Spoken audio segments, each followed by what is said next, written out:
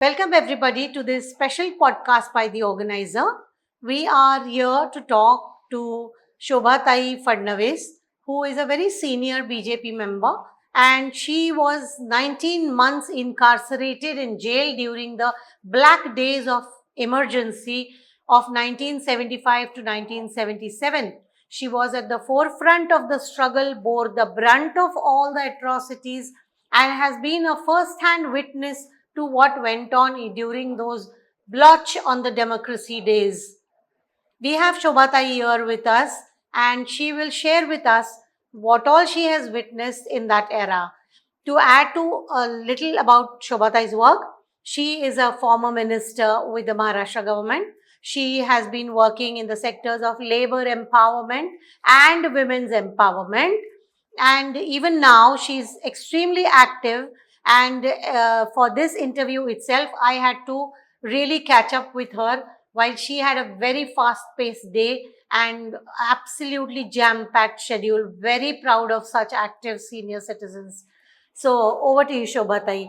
आपके इमरजेंसी के दौरान के कार्यकाल के बारे में बात करने से पहले हम थोड़ा सा ये जान ले कि आपके फैमिली बैकग्राउंड में भी आरएसएस या कोई पॉलिटिकल एक्टिविज्म ऐसे कुछ था? आपका क्या बैकग्राउंड रहा है मायके से?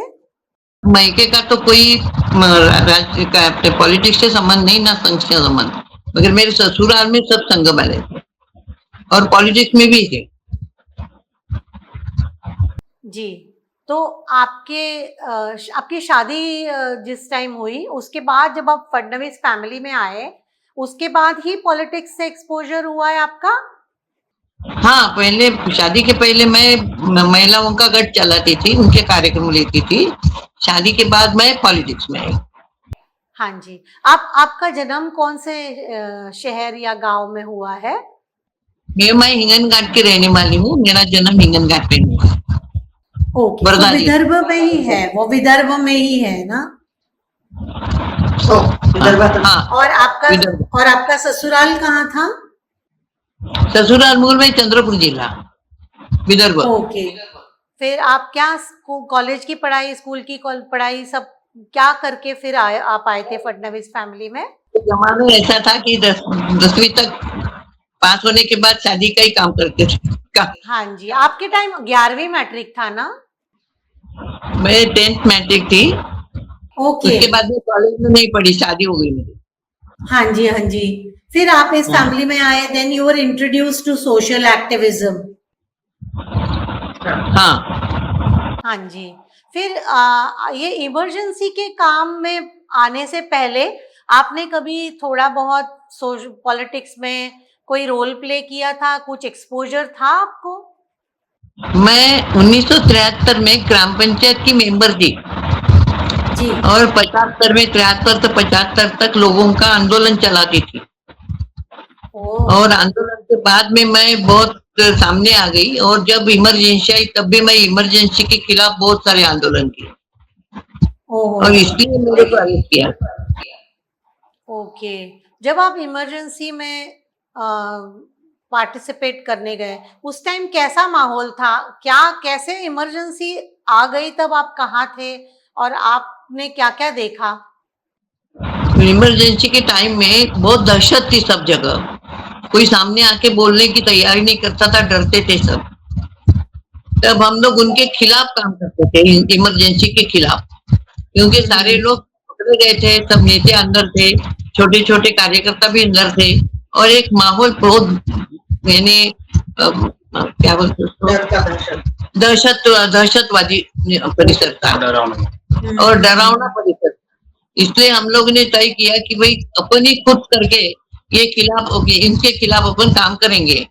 तो हम लोग क्या करते थे, जब एक कुश्ती मैदान में कुश्ती का कार्यक्रम चल रहा था उसमें हमने इमरजेंसी के खिलाफ उनमें खत डाल दी उनके गाड़ी में और सब लोग डर गए कि भाई गाड़ी में ऐसे कैसे खत आए। फिर वो सब पुलिस स्टेशन में जमा किए गए।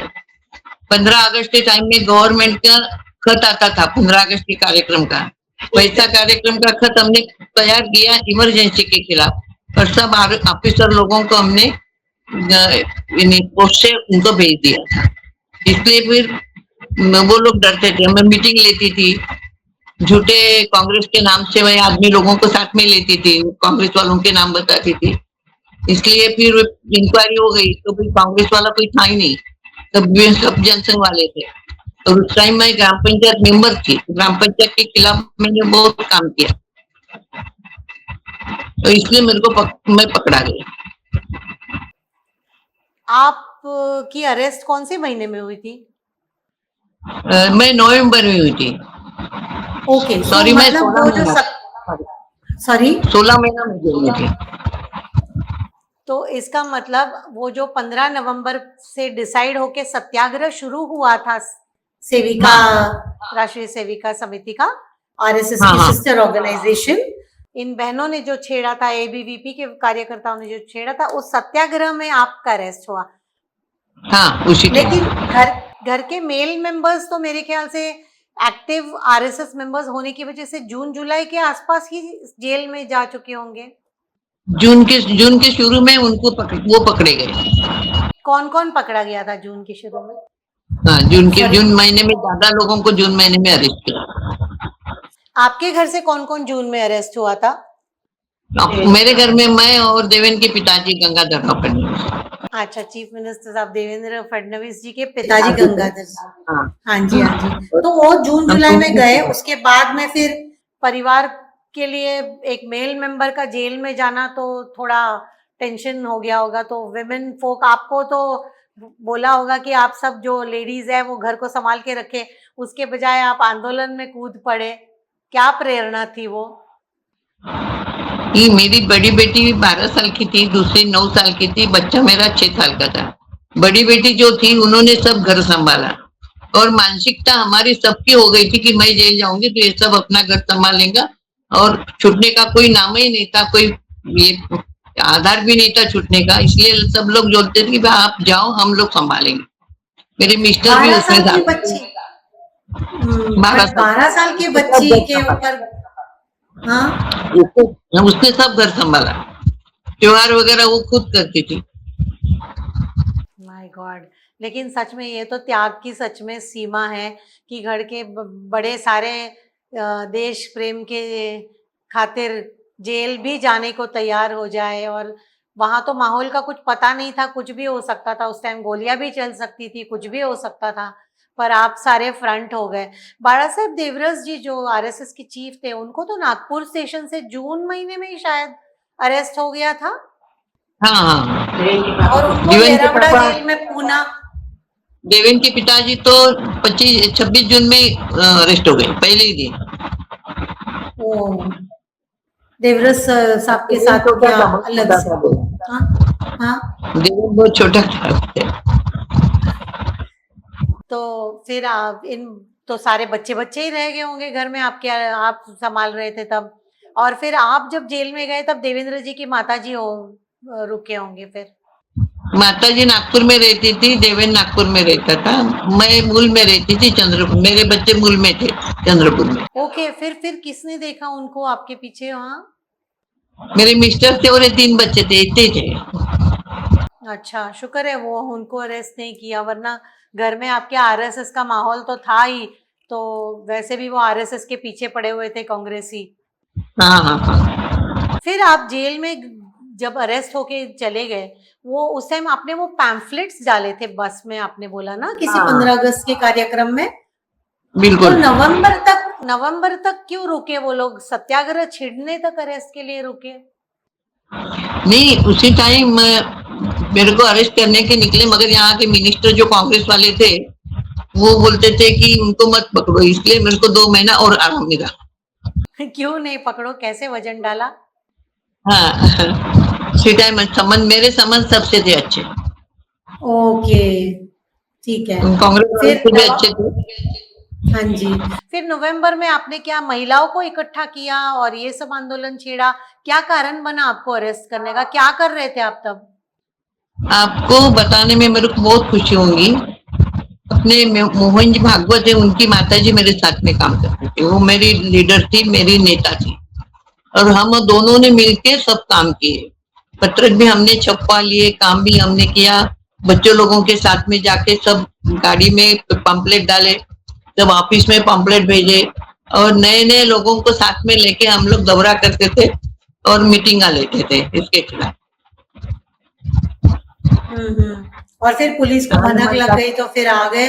आपको घर से अरेस्ट किया या सत्याग्रह की जगह से अरेस्ट किया? घर से सवेरे 5 बजे अरेस्ट किया। ओ हाँ, उस टाइम मिडनाइट अरेस्ट या अंधेरे में अरेस्ट ज्यादा हुआ करते थे ताकि पब्लिक के सामने ना हो, और रातों हाँ। रात में भी आपको अरेस्ट करके लेके गए। तब आपको लेने के लिए लेडी पुलिस आए थे?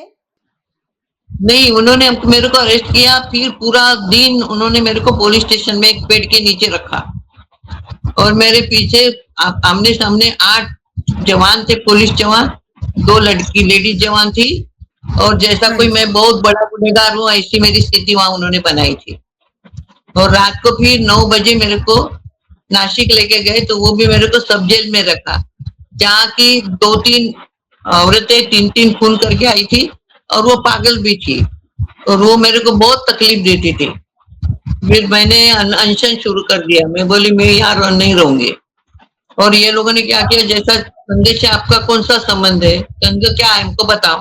मैं बोली संघ मुझे मालूम नहीं है, मैं जनसंघ में काम करती हूँ, भारतीय जनता पार्टी में। भारतीय जनता पार्टी तो पहले बाद में आई, जनसंघ में काम करती हूँ और मैं ग्राम पंचायत मेंबर हूँ, बोली मैं वैसे लोक प्रतिनिधि हूँ। तो वो मेरे को 500 पावर के बल्ब लगा के मेरे को नींद भी नहीं लेने देते और सवेरे उठ के वो सब पागल लोग मेरे आगे पीछे रहते थे, कोई मेरी बात पकड़ते थे, कोई मेरे को नहाने के लिए चलो करके बोलते थे। तो फिर मैंने मतलब ये हरासमेंट, मतलब ताई ये हरासमेंट का तरीका ही हुआ ना कि पागल मेंटल पेशेंट्स के साथ आपको रखना, एक हरासमेंट ऑफ पॉलिटिकल प्रिजनर्स को इस तरह से ट्रीट करना। उनका कहना था कि भाई आपने हमको अरेस्ट किया, हम भी आपको अरेस्ट कर रहे हैं। फिर उधर जब नासिक रोड के सेंट्रल जेल में डाला होगा ना आपको?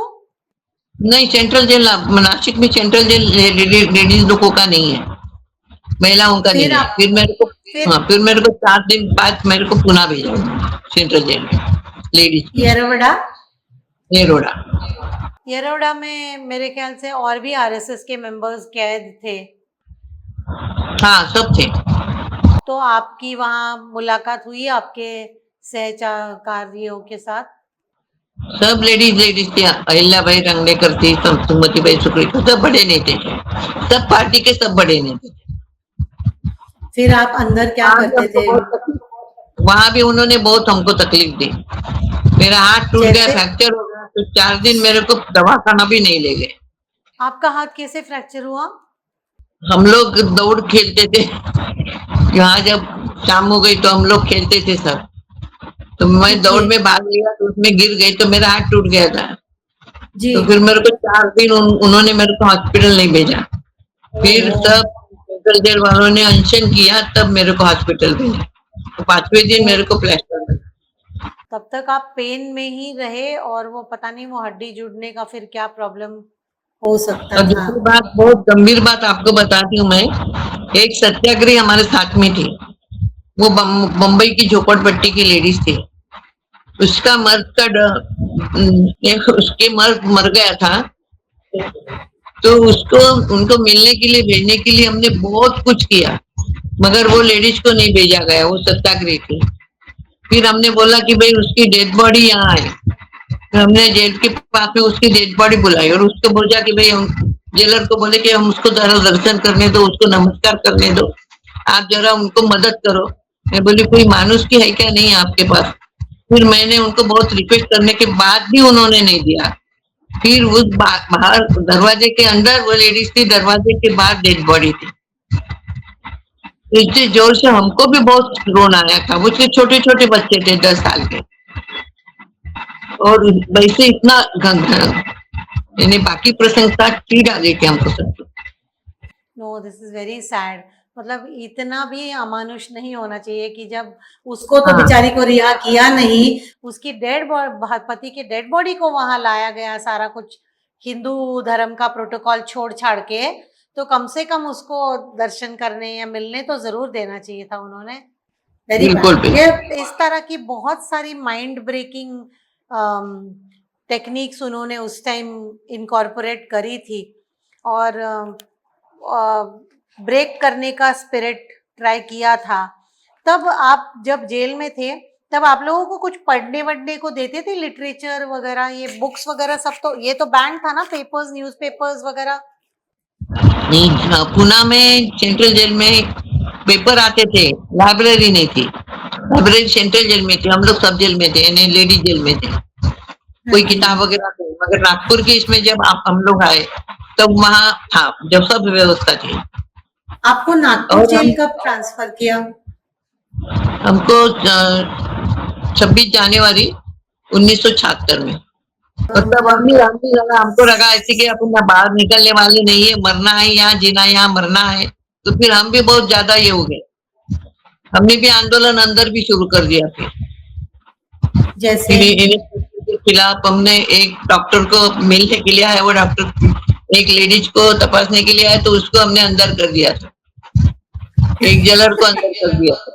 फिर हमने ऐसा सोचा कि भाई उनको इतना तकलीफ देंगे, उससे हम लोगों को बाहर निकालेंगे। मेट्रन को भी मन मारा था उसी टाइम। बहुत बड़ा आंदोलन, बहुत बड़ा। या जब ये इलाहाबाद हाई कोर्ट का वर्डिक्ट आया था जून 12 को, जस्टिस जगमोहन लाल सिन्हा जी ने जब इंदिरा गांधी की इलेक्शन को इलीगल करार कर दिया था, तो उस टाइम कैसा माहौल फैला था देश में? क्या हो रहा था उस टाइम? नहीं, उसी का टाइम का माहौल बहुत सुंदर था, हम भी उसमें आंदोलन में थे, जयप्रकाश जी के आंदोलन में हम भी दिल्ली गए हुए थे, मोर्चा में भी हम लोग थे, और अच्छा माहौल था। हाँ, मैं भी थी, वो आंदोलन में मैं भी थी और मोर्चा में भी थी मैं दिल्ली ये में। उसी टाइम बोला था क्या, सिंहासन खाली करो जनता आती है? हाँ हाँ हाँ, वही है, वही नारा है। जी जी। फिर और अच्छा माहौल था एकदम। जेपी लीड कर रहे थे, लेकिन आरएसएस का बहुत बड़ा सपोर्ट था जयप्रकाश जी को।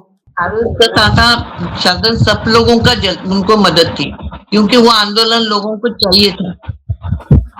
लोगों ने मतलब सभी जुड़ गए थे उसमें, लेफ्ट वाले भी जुड़ गए थे, बहुत सारे इसके लोग पहले जुड़ तो गए। मैं जुड़ गई थी ना, उससे के पहले हम अन्य और मैं और देवेन के पिताजी हम दोनों जाते थे कार्यक्रम में। लोगों को फिर उसके बाद उन्होंने अडवाणी जी को, मोरारजी देसाई जी को, जयप्रकाश नारायण जी को, सबको जेल में डाल दिया। सबको पकड़ लिया उसने, वो डर गई थी ना। अटल जी को भी डाल दिया, फिर आपके देवर जी को भी डाल दिया। तो ये उधर ही डाल दिया उनको जेल में, दिल्ली में होते हुए, या नागपुर आने के बाद अरेस्ट हुए थे देवेंद्र जी के पिताजी? नहीं, देवेंद्र के पिताजी नागपुर में ही थे उसी दिन। अच्छा, मुझे लगा कि जेपी जी के वो दिल्ली आंदोलन वगैरह में उस टाइम पर उनकी अरेस्ट हुई होगी, नागपुर में आने के बाद हुई उनकी अरेस्ट। नहीं, वो नागपुर में थे। ओके।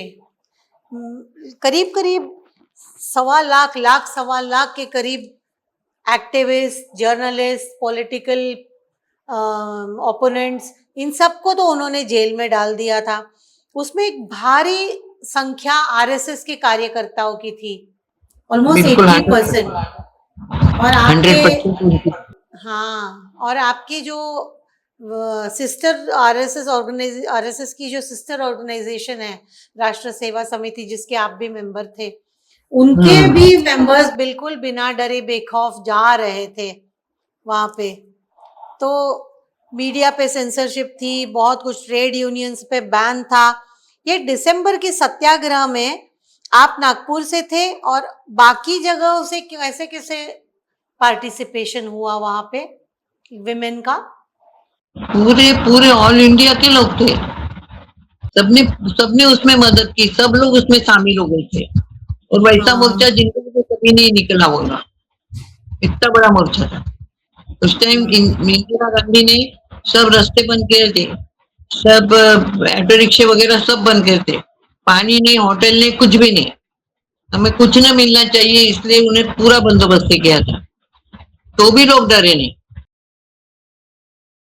और जेल इतने भर गए थे, और कितने तो बहनें जो थी वो सत्याग्रह में आई थी, तो कह रहे थे कि हम तो बैग में ही एक जोड़ी कपड़ा, स्लीपर पहन के जैसे आए थे, और साथ में वहां रहना ही पड़े जेल में, तो कुछ टूथब्रश वगैरह लेके ही निकले थे। मतलब सबको पता था कि कुछ ना कुछ तो होने वाला है, हाँ, शायद बिल्कुल। गोलियां भी चल जाए।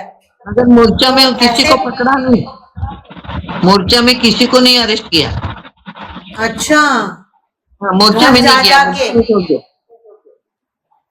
मतलब घर जा जाके लोगों को अलग से अरेस्ट करके, हाँ, बिल्कुल बिल्कुल, अलग अलग। इंडिविजुअली, हाँ, तो ताकि प्रेस में, पब्लिक आई में ओपनली कुछ ना आए, चुपचाप अंधेरों में, रात में, सुबह सवेरे अरेस्ट करके जेल में डाल सवेरे दो। कम करते थे, रात को ही ज्यादा करते थे। आपको जेल के दिनों में ऐसा डिप्रेस सा महसूस नहीं हुआ कि मैं ये कहाँ फंस गई हूँ? अच्छा भला घर में बच्चों को रोटी खिला रही होती है, यहाँ पे पता नहीं क्या होने वाला है। 21 months, 22 months is almost like 2 साल ना ताई? आपको ऐसे नहीं लगा कि हम यहाँ से बाहर निकलेंगे भी या नहीं? मैडम, जब मैं जेल में थी उसी टाइम मेरे बच्चों को मालूम था कि माँ नहीं वापस आने वाली, और मेरे को भी पता था। हमने मन पूरा तय किया था मन में कि अपने को निकलेगा नहीं, निकलने वाले नहीं, हमको यही रहना है। इसलिए हमने अपनी जिंदगी उसी जेल में सबको लेके इकट्ठा करके हम एंजॉय करते थे। फिर आपको जेल के कपड़े भी पहनने पड़े होंगे, कैदियों वाले? नहीं, बाद में आखिरी आखिरी में दिए उन्होंने कपड़े, पहले हमको हमारे कपड़े पहनने दिए। वो ट्रायल के बाद शायद हैंड ओवर की होगी, जब आपको कन्विक्ट कर दिया होगा उन्होंने, हम्म। उसके बाद जेल के कपड़े पहनने पड़े होंगे। नहीं, जेल के कपड़े हमको आखिरी आखिरी में दिए उन्होंने, मगर सोने के लिए ओके। जेल के ब्लैंकेट वही था, चादर वही थी, और वो गद्दी भी वही थी। फिर सोने के लिए फर्श, और फर्श के ऊपर क्या था सोने के लिए? नहीं, खटिया थी, मगर मगर बुरी हालत थी। और रात को ताला लगाता था, लगाने वाले थे, तो हम लोगों ने विरोध किया ताला लगाने के लिए, क्योंकि हम ताला नहीं लगाएंगे तो फिर हमको रात को कोई इमरजेंसी आई तो हम कहाँ जाएंगे। इसलिए सब हम इकट्ठा हो गए और हम बाहर आ गए। जब दो ताला लगाने के लिए आई तो हम लोग सब बाहर निकले, हम बोले हम ताला नहीं लगाने देंगे, और इसलिए फिर हमने आंदोलन किया, फिर हमारे को ताला नहीं लगाने दिया, और फिर हमने कोर्ट में केस डाली कि हम यहाँ राजकीय कैदी है, कोई क्रिमिनल नहीं है, फिर यहाँ नहाने के लिए जगह नहीं है, और सब टॉयलेट तो भयानक ही था। यानी वो देखने के बाद ऐसा लगता था हम नरक में है, काम कर रहे क्या, कहाँ कमा रहे करके। बहुत बुरी हालत थी हमारी। फिर कोर्ट ने हमको बाथरूम और संडास बांधने के लिए कोर्ट ने आदेश दिए। ये तो बुरी हालत है, नहाने के लिए कुछ भी नहीं था, एक टाका था, उसके साथ पैटो नहाओ, और इसके टॉयलेट की हालत तो बहुत ही बुरी थी, बोल नहीं सकती मैं। So sad. पॉलिटिकल प्रिजनर्स के साथ इस तरह का व्यवहार बहुत बुरी बात है। बहुत गंदा व्यवहार था। और उनको अगर नहीं था कैपेसिटी पॉलिटिकल प्रिजनर्स को पॉलिटिकल प्रिजनर का स्टेटस देने का, तो अरेस्ट करने की कोई जरूरत ही नहीं थी। इस तरह से क्रिमिनल्स की तरह उनको ट्रीट करना इमरजेंसी पे एक और धब्बा है। हमको फांसी खाने में रखा था ना, फांसी खाने में थे। हाँ, फांसी खाने में थे हम, दो लेडी, इसलिए वहां की हालत खराब। फांसी लोगों को जैसे रखते थे वैसे हमको रखा था उन्होंने शुरू में। तो एक बराक में कितने कितने लोग हुआ करते थे? एक बैरक में दो, पुणे में बहुत बड़ी बैरक थी, उसमें हम 10 लोग रहते थे, 15 लोग रहते थे। नागपुर में मगर 2 का 1, छोटे छोटे रूम थे। सबसे हालत तो हमको पुणे में भी क्राउडिंग होगा, यहाँ भी क्राउडिंग होगा। जेल की, हाँ, जेल का खाना भी गंदा होगा। बीमार वगैरह नहीं पड़ा कोई? मैडम आपको बताती हूँ मैं, हम लोग चाय आता था सवेरे का, तो छाननी से छान लेते थे, उसमें मक्खियां बहुत रहती थी। घर में एक मक्खी पड़ी तो चाय फेंक देते हैं, यहाँ 10 मक्खी पड़ी तो भी हम पी लेते थे। और दाल में भी कभी कभी मक्खियां आती थी, चावल में तो इल्ली रहती थी, और खाने का तो पूछे मत। खाने खाने का टाइम ही नहीं है तो खाना तो पड़ता था ना, कहाँ जाते। कोई इस चीज का अपील भी नहीं था, प्रेस नहीं, सब डेड। 22 महीने बहुत ज्यादा होता है, 2 साल तक कैसे खींच लिया आप लोगों ने ये सारा टॉर्चर? जी नहीं नहीं, हमारे मन की तैयारी थी ना, हम छूटने वाले नहीं थे। ऐसा दिल में रहा अभी अपना घर छोड़ के अपन यहाँ, यही अपनी जिंदगी है, जीना यहाँ मरना यहाँ, ऐसा बोल के हम रहते। उस टाइम पर हमने सुना कि पैम्फलेट ब्रोशर तो छोड़िए, न्यूज़पेपर तक छापने नहीं देते थे।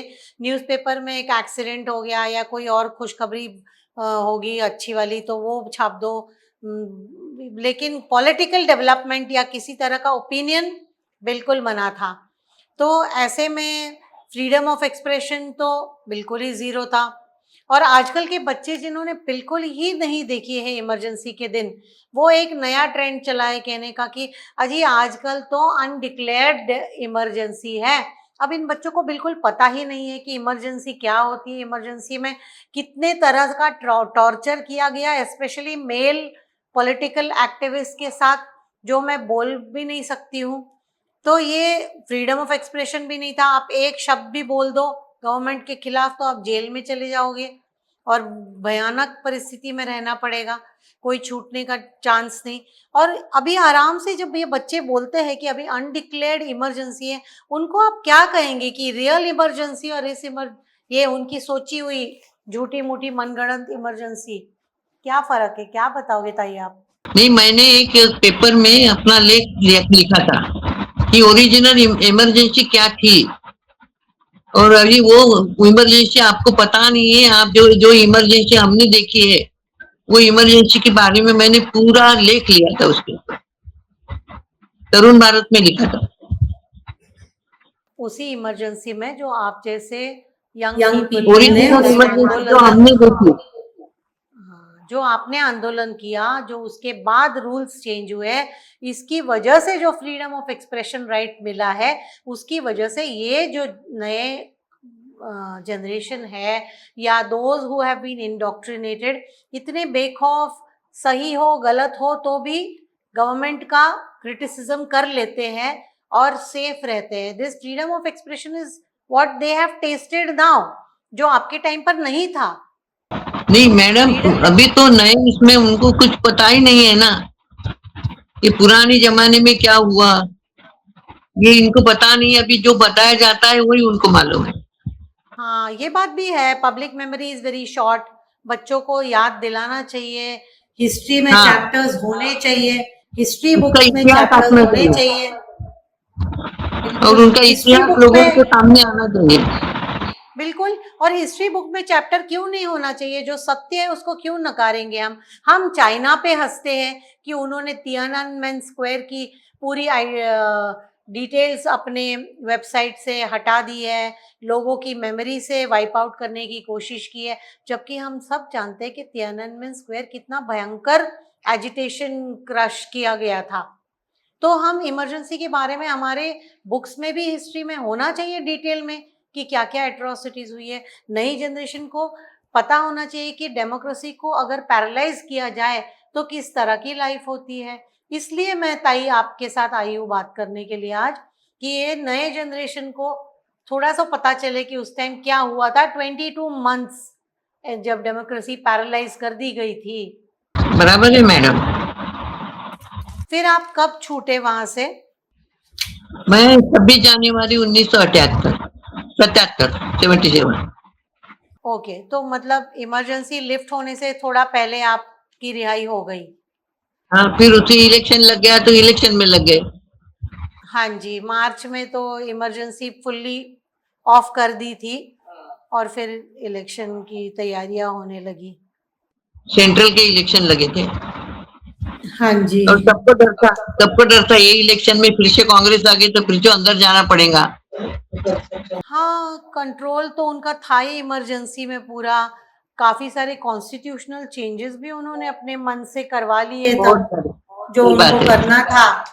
कॉन्स्टिट्यूशन को तो पैरालाइज ही कर दिया था, और जो अपने मन से जो चेंजेस करने थे, सेक्युलर वगैरह, सोशलिस्ट सेक्युलर वाले वगैरह, ये क्लॉजेस डाल के ये इमरजेंसी के दौरान ही तो डाले गए हैं।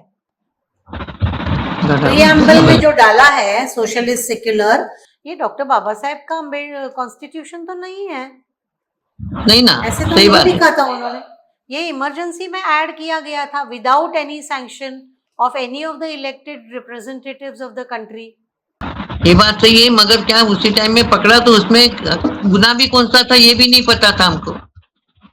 सही बात है। अटक करते थे, कोई कागज भी नहीं देते थे घर वालों को, हम कहाँ लेके जाने वाले, कहाँ रखने वाले, कुछ नहीं। आए पकड़े गए। बहुत सारे कौन सा कानून था ये कानून ही नहीं था ना। एग्जैक्टली उसके बाद ही जब जनता गवर्नमेंट आई, coalition of many many forces backed also by Jansangh, तब जाके कहीं वो कानून चेंज हुआ कि अब इसके बाद आप इस तरह का इमरजेंसी नहीं ला सकते until there is a clear armed rebellion या किसी तरह का मिलिट्री टेक ओवर, मतलब उस तरह का ना हो तब तक इस तरह की इमरजेंसी नहीं ला सकते। ये कानून बाद में आया। ये तो मिसयूज किया था इंदिरा गांधी की गवर्नमेंट ने एक पर्टिकुलर लूपहोल क्लॉज का फ्रॉम द कॉन्स्टिट्यूशन, है ना। हाँ, बराबर है। RSS was the biggest resistant force during the emergency. बाकी सब तो थे बट इतनी स्ट्रेंथ में नहीं थे, और RSS was also operating on the tip of the iceberg kind of thing. बहुत सारे अंडरग्राउंड रूरल एरियाज में वहाँ भी काम कर रहे थे आरएसएस के कार्यकर्ता। ऊपर से सिटीज में जो एजिटेशन हुए उसमें और सत्याग्रह में शामिल होके ऑलमोस्ट 44,965 अरेस्ट हो गए थे under DIR and Misa, maintenance of internal security act. वो गंदा मीसा एक्ट जिसके ऊपर से लालू प्रसाद जी ने अपनी बिटिया का नाम मीसा कुमारी रखा है, जो खुद भुगते हैं कांग्रेस के ये काला काल को, इमरजेंसी के काल को। तब थोड़ा आश्चर्य भी लगता है कि वो कांग्रेस के साथ कैसे जुड़ पाए, जब उसी कांग्रेस की इमरजेंसी उनको इतना शॉक कर गई थी, हर्ट कर गई थी कि उन्होंने अपनी बेटी तक का नाम जो उसी टाइम जन्मी थी मीसा कुमारी रखा। इन दिस एजिटेशन सत्याग्रह, मीसा और DIR के अंदर ये 45,000 के करीब जो अरेस्ट हुए थे, उनमें 2,500 तो विमेन थी। हाँ। मैं सिर्फ आरएसएस की फिगर बोल रही हूँ आपको। 80,000 आरएसएस वर्कर्स थे। उसी टाइम सत्याग्रही बहुत सारे थे, सत्याग्रही बहुत सारे थे, और संघ वाले हमारे साथ भी वही काम करते थे। संघ के कार्यकर्ता हमारे साथ भी काम करते थे, हमको मीटिंग में ले जाते थे, काम करवाते थे, भाषण दिलवाते थे, घर आके छोड़ देते थे। हाँ, और मैंने सुना कि जो जेल में गए उनके परिवारों को भी संघ के कार्यकर्ताओं ने पीछे से संभाल लिया, क्योंकि कई जगहों पे बड़े बुजुर्ग अकेले पड़ गए थे घर में, बच्चे अकेले पड़ गए थे। ऐसी सिचुएशन में संघ के कार्यकर्ताओं ने एक फैमिली की तरह इकट्ठा आके सारी सिचुएशन संभाल ली थी, जबकि सरकार को ये चिंता होनी चाहिए थी कि इतने लोगों को आप जेल में डाल रहे हो तो उनके परिवारों का, बच्चों का क्या होगा, है ना। नहीं तो मैं जब जून में ये सब अरेस्ट हुए थे, उनके घर वालों के साथ मैं जाती थी, उनको पैसा देती थी। पैसा इकट्ठा करने वाला हमारा एक डॉक्टर था, वो पैसा इकट्ठा करता था और सब घर में जाके मैं जाके देती थी सबको, सबके घर जाके मैं उनको संभालती थी, उनको बोलती थी ये दिन निकल जाएंगे, अपने अच्छे दिन आएंगे, और उनको दर महीना कुछ ना कुछ थोड़ा फार पैसा देती थी। मैं घूमती थी, इसलिए उन्होंने मेरे को फिर अरेस्ट किया कि मदद नहीं होनी चाहिए किसी परिवार की।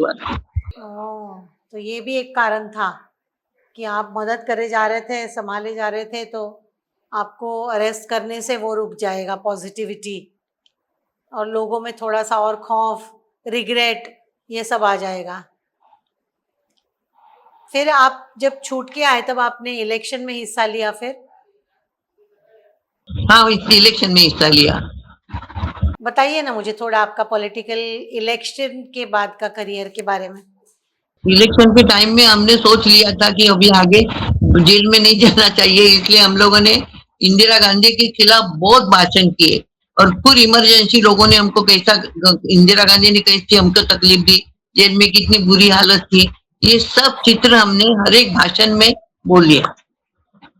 और सब परिवार, वैसे भी लोगों के दिल में नफरत पैदा हुई थी क्योंकि इतने सारे लोग अरेस्ट हो गए थे। इसकी मानसिकता लोगों की थी, मगर उनको हमने फिर जागरूक किया कि भाई आप अभी संभालो और निकलो बाहर और वोटिंग करो। और सब लोग इकट्ठा, सब पक्षी इकट्ठा आ गए थे ना, तो अपनी शक्ति भी बड़ी हो गई थी।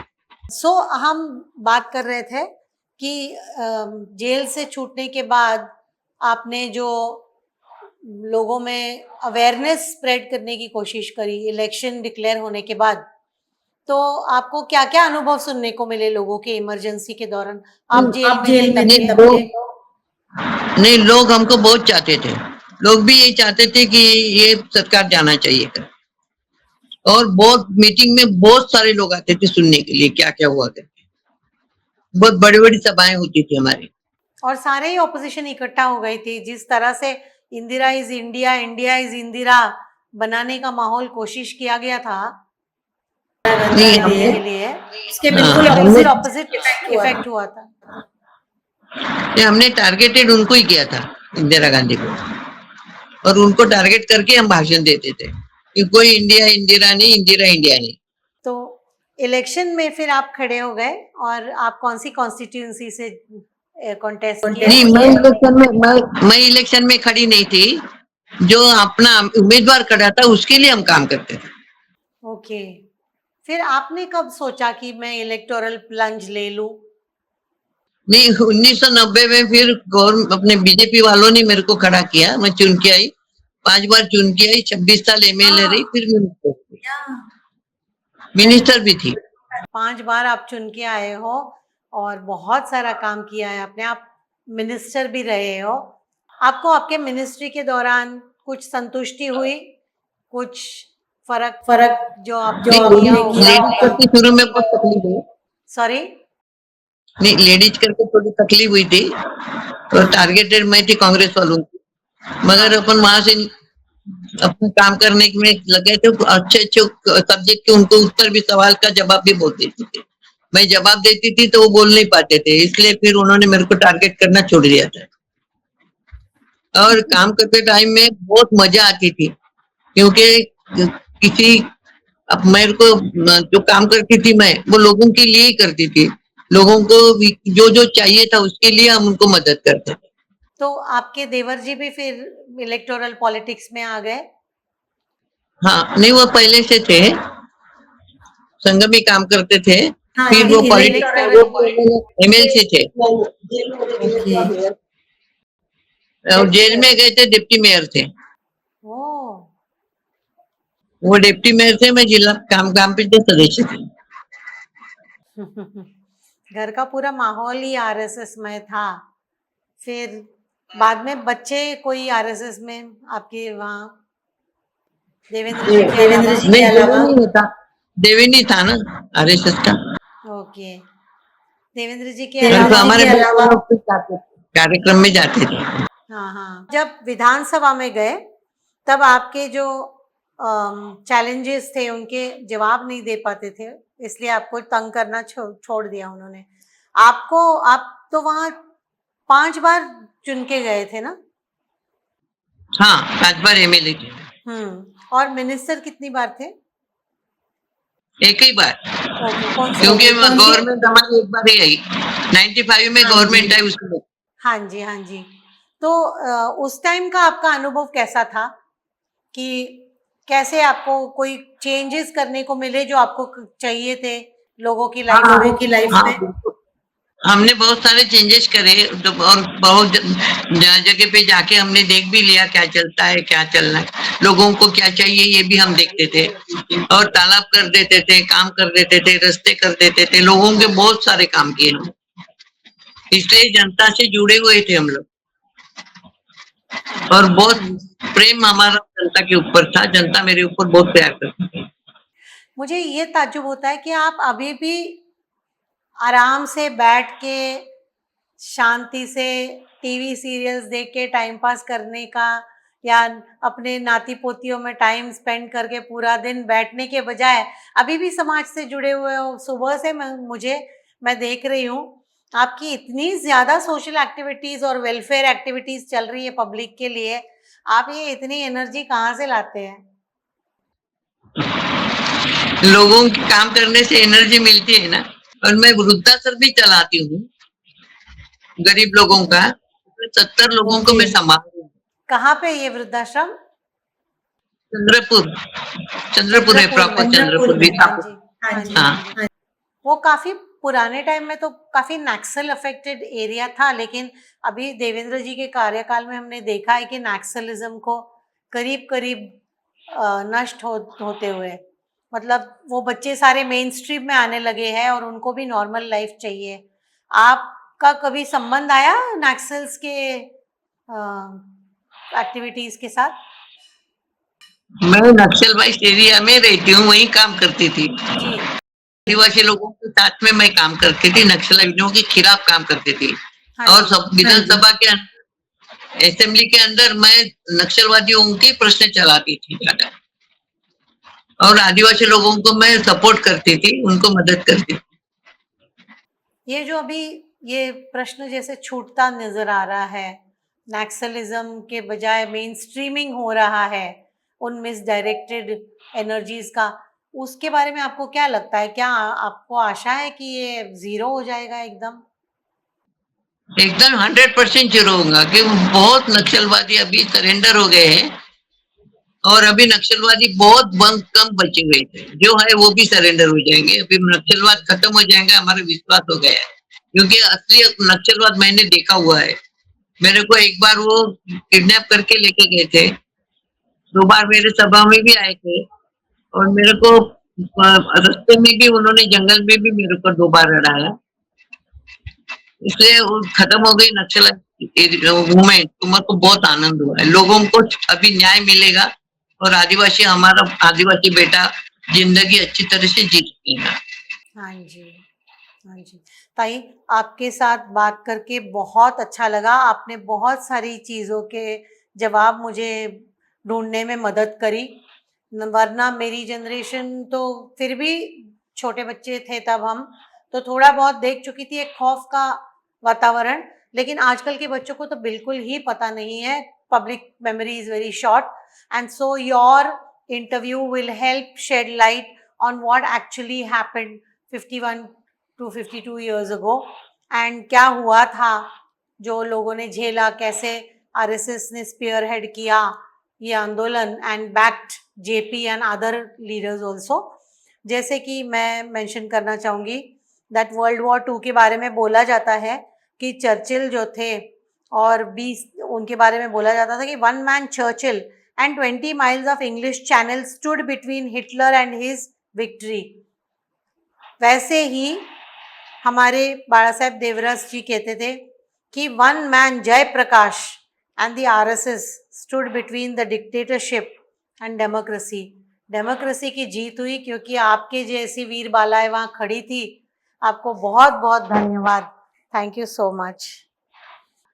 Thank you madam, thank you.